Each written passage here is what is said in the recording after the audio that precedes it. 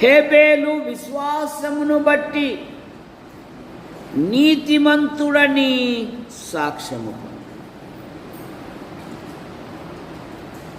హానోకు విశ్వాసమును బట్టి దేవునికిష్టుడని సాక్ష్యము పొందాడు.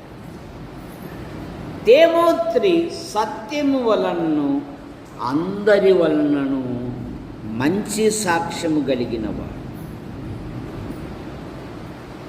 బోయాజు ఋతును గురించి అంటున్నాడు, నువ్వు యోగ్యురాలు అని నా జనులెరుగుదురు.